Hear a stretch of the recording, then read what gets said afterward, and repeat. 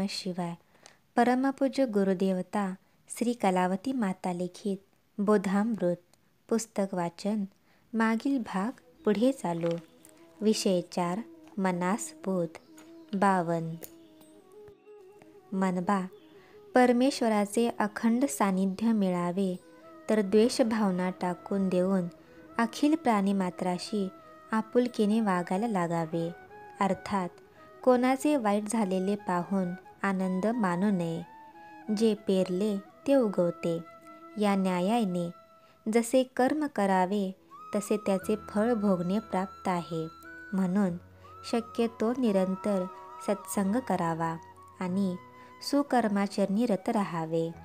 53.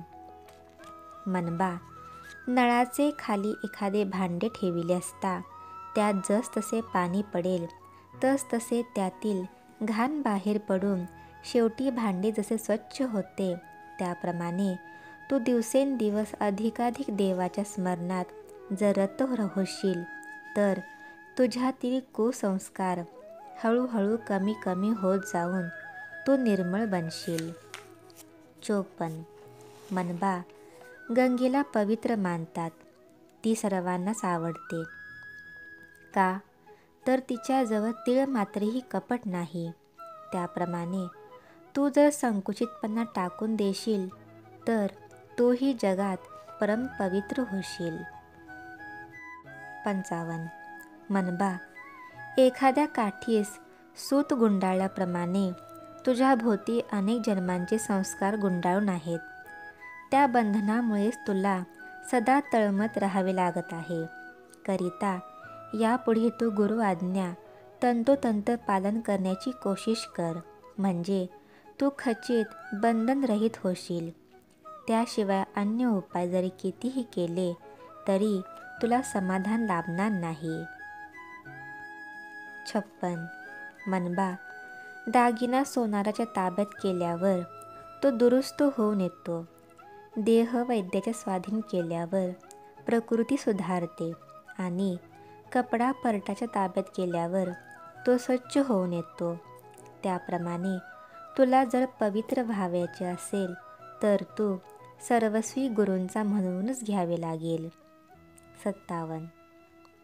मनबा, एखाद्या इस्माने आगबोटीत बसावे आणि आगबोट सामानासहित त्याला नेत असताही त्याने आपले सामान डोक्यावर घेऊन आपणास ओझे सहन होत नाही म्हणून बिघडू लागावे.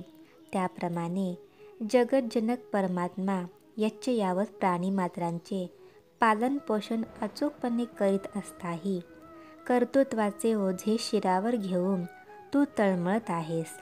तेव्हा संत तुला मूर्ख म्हणणार नाहीत तर काय म्हणतील. यापुढे तरी तू एकनिष्ठेने गुरुबोध श्रवण कर, म्हणजे तुझी चूक तुला समजून येईल. त्यावर तू निश्चिंत होशील. 58. मनबा, आकाशातून पाणी जमिनीवर पडतेवेळी स्वच्छ असते, पण नंतर मात्र ते मातीच्या स्पर्शाने गढूळ होते.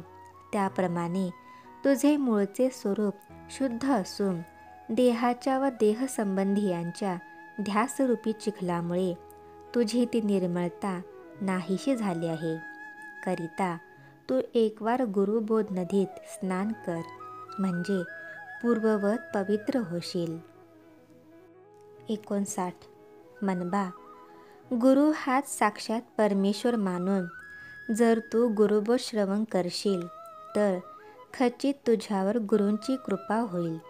त्यावर अनादिकालापासून तुझ्या ठिकाणी असलेला भवभ्रम क्षणार्धात नाहीसा होऊन तू अखंडानंदात पोहू लागशील.